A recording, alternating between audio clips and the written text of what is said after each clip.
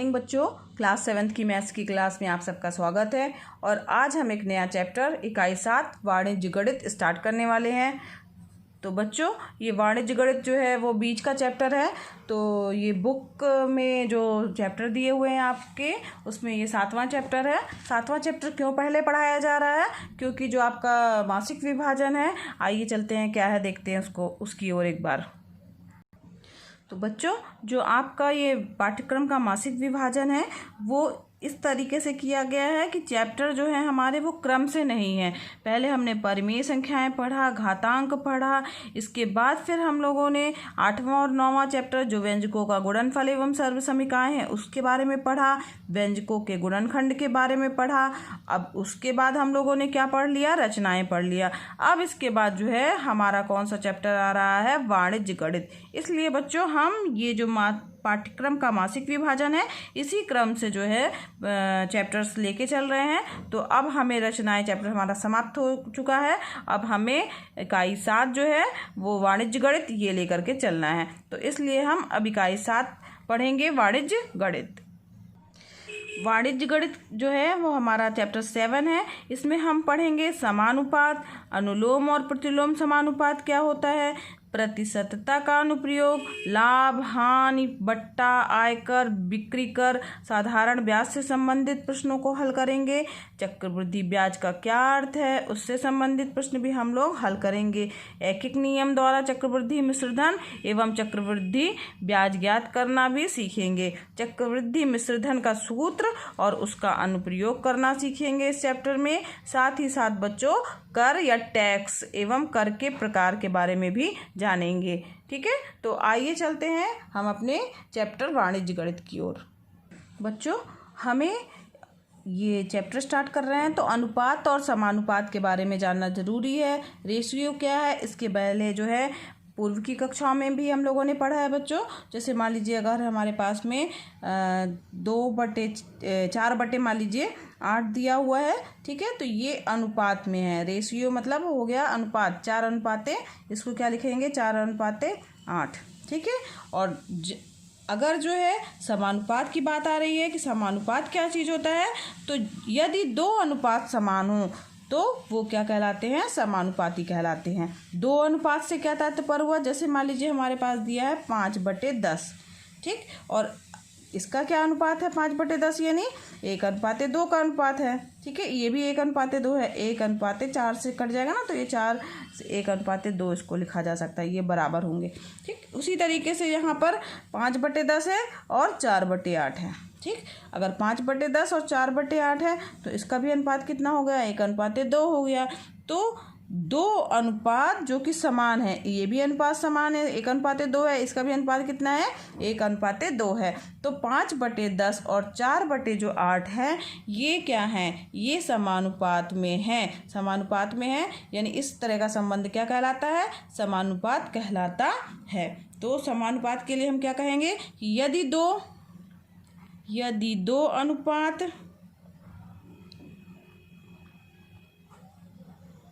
समान हो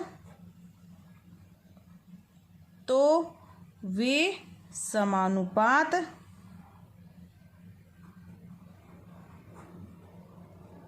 कहलाते हैं। नाम से ही स्पष्ट है बच्चों, समानुपात यानी समानुपात का मतलब है समान अनुपात। अनुपात यानी हो गया उसका 1:2 यानी भाग हो गया 4/8, 5/10 ये। तो ये अनुपात जो प्राप्त हुआ है, अगर 2 ऐसे अनुपात दिए हों जिनके समान हो जिनके अनुपात, ठीक है, तो वो क्या कहलाएंगे? समानुपाती कहलाएंगे। ठीक, किसी भी समानुपात में बच्चों 4 पद होते हैं। कितने पद होते हैं? 4 पद होते हैं। 4 पद होते हैं। ठीक है, प्रथम पद और अंतिम पद जो रहता है वो बाह्य पद कहलाता है। तो जिस तरीके से अगर कहा जाए, जैसे मान लीजिए इसी को लिखना है हमें, तो हमें कैसे लिखेंगे? इसे 5:10, और यहाँ पर समानुपात का चिन्ह जो होता है वो 4 ऐसे होता है, 4 बिंदी रहती हैं। ये किसका चिन्ह है? समानुपात का है। ये किसका चिन्ह है? अनुपात का। और यहाँ पर क्या हो जाएगा? 4:8। ठीक, तो ये इसमें 4 पद हो गए, 1 2 3 4 4 पद हो गए। ठीक है, समझिएगा ध्यान से बच्चों। 1 2 पद 1 2 3 4, 4 पद हो गए। अब 4 पद, ये अनुपात का चिन्ह है और ये किसका चिन्ह है? समानुपात का चिन्ह है बच्चों। तो यहाँ पर इसके जो 4 पद होते हैं, ये बाह वाले पदों को क्या कहा जाता है? बाह्य पद कहते हैं। जो बाहर बाहर है, ये इधर बाहर की तरफ है, ये भी बाहर की तरफ है, तो इन्हें क्या कहा जाएगा? बाह्य पद। इन्हें कहेंगे बाह्य पद, ठीक है। और जो अंदर की तरफ है उन्हें क्या कहा जाएगा? मध्य पद। बीच में है ना ये, इसलिए इनको क्या कहा जाएगा? मध्य पद कहा जाएगा। बाहर की तरफ जो है उन्हें बाह्य पद कहा जाएगा और जो बीच में है उन्हें मध्य पद कहा जाएगा। तो 4 पद होते हैं। प्रथम और अंतिम पद को क्या कहते हैं? बाह्य पद कहते हैं और बीच के दोनों पदों को मध्य पद कहा जाता है, ठीक है। ये आपने समझ लिया इसको। इसके चिन्हों को भी देख लिया। ये अनुपात का चिन्ह है और ये समानुपात का चिन्ह है। अब बच्चों हम पढ़ेंगे अनुलोम अनुपात किसे कहते हैं, समानुपात किसे कहते हैं। समानुपात है बच्चों, ये समानुपात, ठीक है। अनुलोम समानुपात क्या होता है? तो यदि बच्चों अगर कोई चीज़ हमने ली है, जैसे मान लीजिए पुस्तकों की संख्या ली हुई है, ठीक, तो अगर पुस्तकों की संख्या जैसे मान लीजिए ली है और उसका मूल्य लिया है, अगर मान लीजिए स्टार्टिंग में कि मान लीजिए बच्चों 2 पुस्तकें हमने ली हैं, ठीक है, और उनका मूल्य है 20 रुपये। तो अगर हम पुस्तकों की संख्या बढ़ाएं, यानी हमने इसको 6 पुस्तकें कर दिया, तो उसका मूल्य भी क्या हो जाएगा? चूँकि पुस्तकें कितनी हो जा रही हैं? 3 गुनी हो जा रही हैं, तो मूल्य भी कितना हो जाएगा? 3 गुना हो जाएगा। 3 दूनी 6 यानी 60 रुपये हो जाएगा। समझ में आया? यानी यहाँ पर ध्यान दीजिए, अगर हम पुस्तकों की संख्या को बढ़ा रहे हैं तो मूल्य में भी वृद्धि हो रही है ना, उसी अनुपात में वृद्धि हो रही है। और अगर हम पुस्तकों की संख्या कम करेंगे तो मूल्य में भी उसी प्रकार कमी होगी। बढ़ाने पर पुस्तकों की संख्या जो मूल्य बढ़ रहा है और अगर घटाएंगे तो घट रहा है। तो यह अनुपात क्या कहलाता है? सीधा समानुपात या अनुलोम समानुपात कहलाता है। ध्यान दीजिए, इस प्रकार का अनुपात क्या कहलाता है? सीधा समानुपात या अनुलोम समानुपात कहलाता है। पुस्तकों की संख्या बढ़ने पर कुल मूल्य में उसी अनुपात में वृद्धि हो रही है तो वह सीधा समानुपात कहलाएगा या अनुलोम समानुपात कहलाएगा। अगर पुस्तकों की संख्या कम कर रहे हैं तो उनके मूल्य में कमी होगी, तो उसी अनुपात में कमी होगी, तो इसे भी क्या कहेंगे? अनुलोम समानुपात कहेंगे। ठीक है बच्चों, समझ में आ रहा है ना आपको? अब चलिए बढ़ते हैं अपनी प्रश्नावली की ओर। बच्चों ये हमारा अभ्यास 7A जो है, इसका पहला क्वेश्चन है, निम्नांकित सारणी को अभ्यास पुस्तिका में उतार कर के का मान लिखिए। तो यहाँ पर हमें के का मान ज्ञात करना है। एक्स की वैल्यू दी हुई है, वाई की वैल्यू दी हुई है और के बराबर क्या दिया है? एक्स बटे वाई, यानी हमें क्या निकालना है? अनुपात निकालना है। तो यहाँ पर हम किस तरीके से हल करेंगे? तो देखिए इसी में हम हल करके देखते हैं। एक्स अपान वाई 20 बटे 40, तो क्या करेंगे इसे? इसका मान क्या के बराबर क्या आ जाएगा? 20 बटे 40, यानी कितना आ जाएगा बच्चों? ये 0 0 कट जाएगा, ठीक, और 2 1 2, 2 दूनी 4, यानी 1 बटे 2 इसका आंसर आ जाएगा। ठीक है, समझ में आ रहा है ना? इसी तरीके से दिया हुआ है 40 बटे 80, तो के बराबर क्या आ जाएगा? 40 बटे 80, 0 से 0 कट गया, 4 1 4, 4 दूनी 8, तो यहाँ पर भी के का मान कितना आ गया? 1 बटे 2। इसी तरीके से इसको भी हल करेंगे। के बराबर क्या आ जाएगा? 60 बटे 120, तो ये कट गया, 6 1 6, 6 दूनी 12, इसमें भी के का मान कितना आ गया? 1 बटे 2। और इसी तरीके से के बराबर 80 बटे 160, 0 0 कैंसिल, 8 1 8, 8 दूनी 16, यानी इसका मान भी कितना आ गया? 1 बटे 2। तो इस प्रकार से के का मान हर स्थिति में कितना प्राप्त हो रहा है? 1 बटे 2, 1 बटे 2, 1 बटे 2 और 1 बटे 2 प्राप्त हो रहा है। ठीक है, तो ये प्रश्न आप लोगों ने कर लिया। इसको फेयर कॉपी में जो है आप उतार लीजिएगा, ये सारणी बनाइएगा और इसको अलग से करिएगा। मैंने बुक में ही बता दिया है, लेकिन आपको फेयर कॉपी में हल करना है। ठीक है, आइए बढ़ते हैं क्वेश्चन नंबर 2 की ओर। तो दूसरा क्वेश्चन है, 4 किलोग्राम चाय का मूल्य 420 रुपये है, तो 12 किलोग्राम चाय का मूल्य होगा। ठीक है, तो इसमें हमें करना है 4 किलोग्राम का मूल्य दिया है और 12 किलो का ज्ञात करना है। ऐसे प्रश्न को हल करने के लिए क्या करेंगे बच्चों, पहले हम लिखेंगे यहाँ पर हमारे पास क्या दी हुई है, मात्रा दी हुई है किलोग्राम में, ठीक है। और क्या दिया हुआ है, यहाँ पर मात्रा हो गया, और उसके बाद जो है दिया हुआ है रुपए, उसका मूल्य, तो मूल्य दिया हुआ है रुपए में, ठीक। अब यहाँ पर मात्रा कितनी दी हुई है, 4 किलोग्राम चाय का मूल्य, तो 4 किलोग्राम का मूल्य कितना दिया है, 420 रुपये दिया हुआ है, ठीक है। अब यहाँ पर 420 रुपये हो गया हमारे पास में, और इसके बाद पूछा गया है कि 12 किलो का कितना हो, 12 किलो का, और यहाँ पर हमने मान लिया इसको कि यक्स उसका मूल्य है। तो हमारे पास जो है अनुपात और समानुपात का क्या संबंध प्राप्त हो जाएगा, तो इसे लिखेंगे 4:12 समानुपात का चिन्ह लगेगा, तो 420, ठीक है, और यहाँ पर अनुपात का चिन्ह लगेगा यक्स। तो यहाँ पर ध्यान दीजिए बच्चों, जो बाह्य वाले पद हैं उनका आपस में गुणा होता है और वो बराबर होते हैं मध्य पद के, तो 4 गुणे यक्स बराबर हो जाएगा 12 गुणे 420, ठीक है। 4 का ये बाह्य पदों का गुणा होता है और यहाँ पर मध्य पदों का गुणा होता है, तो बाह्य पदों के गुणन का गुणा जो है वो मध्य पदों के गुणों के बराबर होता है। ये हमारा फार्मूला है, इसे ये ध्यान में भी रख लीजिए, अच्छे से याद कर लीजिए कि हमें कैसे करना है अनुपात समानुपात में संबंध वाले प्रश्नों को। तो बाह्य वाले जो पद हैं उनका गुणा जो है वो बीच के पदों के गुणनफल के बराबर होता है। तो ये हो गया, तो यहाँ पर कितना आ जाएगा, यक्स बराबर आ जाएगा 12 गुणे 420 बटे में आएगा 4, 4 एकम 4, 4 तिहाई 12, तो यक्स बराबर क्या आ जाएगा, 3 का गुणा करेंगे 0, 3 दूनी 6, 4 तिहाई 12, यानी 1260 रुपये, चूँकि रुपए है ना, तो यहाँ पर यक्स बराबर 1260 रुपये आ गया। अब चूँकि ये प्रश्न जो है वो ऑप्शनल था, इसमें विकल्प दिए हुए हैं, तो देखते हैं।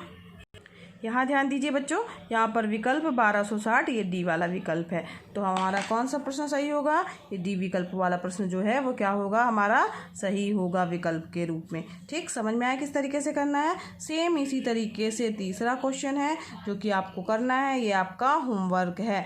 ठीक है, अब इसके बाद बढ़ते हैं चौथे क्वेश्चन की ओर। निम्नांकित अनुलोम समानुपाती सारणी में रिक्त स्थानों की पूर्ति अपनी अभ्यास पुस्तिका में कीजिए। तो यहाँ पर हमें अपने आप भरना है, क्योंकि यहाँ पर जो समानुपात है वो कैसा है बच्चों, अनुलोम समानुपात है।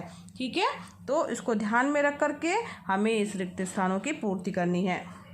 अब यहाँ पर ध्यान दीजिए कि अनुलोम समानुपात जो है वो क्या होता है, तो जब दो राशियाँ यक्स और वाई इस प्रकार से संबंधित हो कि यक्स के बढ़ने पर दूसरी राशि वाई में उसी अनुपात में वृद्धि हो, अथवा यक्स के घटने पर वाई में भी उसी अनुपात में कमी हो, तो ये राशियाँ अनुलोम समानुपाती कहलाती हैं। और एक्स अपान वाई का मान जो है वो क्या होता है, अचर होता है।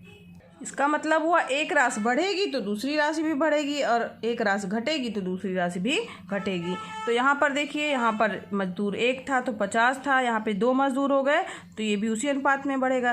क्योंकि 1 में 2 का गुणा करने पे 2 आ रहा, तो इसमें भी 2 का गुणा करेंगे। 50 में 2 का गुणा करेंगे, कितना जाएगा, 50 गुणे 2 बराबर क्या जाएगा, 100। तो यहाँ बॉक्स के अंदर कितना लिखा जाएगा बच्चों, 100 लिखा जाएगा। यहाँ पे 2 होगा तो यहाँ पर क्या होगा, 100। अब यहाँ पर 150 कब होगा बच्चों, तो 50 में किसका गुणा कर रहे हैं हम कि 150 प्राप्त हो रहा है, तो 5 तिहाई 15 यानी 3 का गुणा करने पे प्राप्त हो रहा है। तो मजदूरों की संख्या भी क्या हो जाएगी, यहाँ पर 3 हो जाएगी। समझ में आ रहा है ना आप लोगों को। इसी तरह 4 करने पे 200 हो जाएगी। अब 5 कर रहे हैं मजदूरों की संख्या, यानी 5 का मल्टीप्लाई कर रहे हैं 1 में, तो उसी अनुपात में मजदूरी भी जो है वो बढ़ जाएगी। कितनी गुनी होगी, 5 गुनी हो जाएगी। तो 5 का गुणा करेंगे 50 में तो 5 25 यानी 250 रुपये होगी। ठीक है, समझ में आया। इस तरीके से ये हमको आप लोगों को बच्चों अपनी अभ्यास पुस्तिका में ये अलग से प्रश्न इस तरीके से उतार करके कॉलम बना करके जो है और हल करना है। मल्टीप्लाई जहाँ यहाँ 2 का गुणा है, यहाँ 3 का है, यहाँ 4 का है और यहाँ पर 5 का किया गया है। उसी अनुपात में जो है दोनों अगर x बढ़ेगा तो y भी बढ़ेगा, अगर x घटेगा तो y भी घटेगा। तो ऐसे समानुपात क्या कहलाते हैं, अनुलोम समानुपात कहलाते हैं। अब बढ़ते हैं हम अगले क्वेश्चन की ओर बच्चों। 5वां प्रश्न है, 6 कलमों का मूल्य 24 रुपये है, तो 10 कलमों का मूल्य हमें ज्ञात करना है, मूल्य बताइए। तो आइए देखते हैं ऐसे प्रश्नों को कैसे हल करना है। बच्चों यहाँ पर हमें 10 कलमों का मूल्य ज्ञात करना है। तो हम सबसे पहले क्या करेंगे, जो चीज़ हमें ज्ञात करनी है इसका हल हम किस तरीके से करेंगे।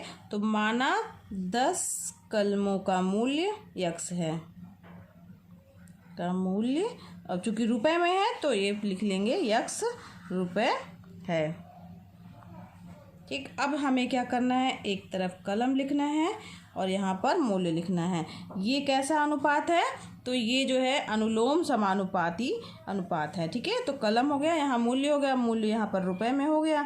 अब कलम कितनी है, 6 कलम है, तो उसका मूल्य कितना दिया है 24, उसका 10 है, तो यहाँ पर हमने यक्स मान लिया है। अब इसको लिखने का तरीका, यहाँ तीर का निशान है, गौर कीजिए। तीर का निशान मतलब ये है कि हमें इस तरीके से लिखना है, 6 फिर 10 फिर ऊपर फिर ये यहाँ यहाँ यहाँ यहाँ। ठीक है, ऊपर से नीचे की ओर ऐसे लिखना है। क्या लिखेंगे, 6 अनुपाते 10 समानुपातों का समानुपाती 24 यहाँ पर, और उसके बाद फिर नीचे यक्स। ठीक, फिर से गौर से देख लीजिए बच्चों, सारे प्रश्न इसी टाइप से हल करने हैं और लिखने का तरीका यही होगा। ऊपर से नीचे की ओर 6 फिर 10 फिर ऊपर यानी 24 और फिर नीचे यक्स। तो 6 ये अनुपात का चिन्ह है, ये समानुपात का चिन्ह है। 6 अनुपाते 10 समानुपाते 24 अनुपाते यक्स। अब हमें कुछ नहीं करना है यहाँ पर। अब इसको हल करने का क्या तरीका होता है, बाह्य पदों का गुणनफल जो है वो मध्य पदों के गुणनफल के बराबर होता है। बाह्य पदों का गुणनफल, पदों का गुणनफल बराबर होता है मध्य पदों के गुणनफल के। ठीक है, ये हमारा फार्मूला है। तो बाह्य पद को 6 हो गए और क्या हो गया, यक्स बराबर मध्य पद क्या है 10 गुणे 24। तो x बराबर क्या आ जाएगा, 10 गुणे 24 बटे 6, 6 कम 6, 6 चौको 24। तो x बराबर क्या आ गया हमारे पास में 40 रुपये। यहाँ पर रुपए का निशान होगा, रुपए का निशान आगे लगाया जाता है, तो ये हो गया। ठीक है, तो अब उत्तर आप अलग से लिख दीजिएगा। अतः ये उत्तर है हमारा बच्चों, अतः 10 कलमों का मूल्य 40 रुपये होगा। ठीक है बच्चों, तो बच्चों आज के लिए बस इतना ही। इसके आगे के प्रश्न जो हैं हम कल के लेक्चर में हल करेंगे। और आपको बच्चों मेरा पढ़ाना पसंद आ रहा हो तो मेरे वीडियो को लाइक कीजिए, और सब्सक्राइब नहीं किया है आपने अगर अभी तक तो प्लीज़ सब्सक्राइब भी कर दीजिए, और साथ ही साथ बच्चों बेल आइकन भी दबा दीजिएगा ताकि आपको मेरे नए वीडियोज़ मिलते रहें, और दूसरे बच्चों को शेयर भी कीजिए। ठीक है बच्चों, धन्यवाद।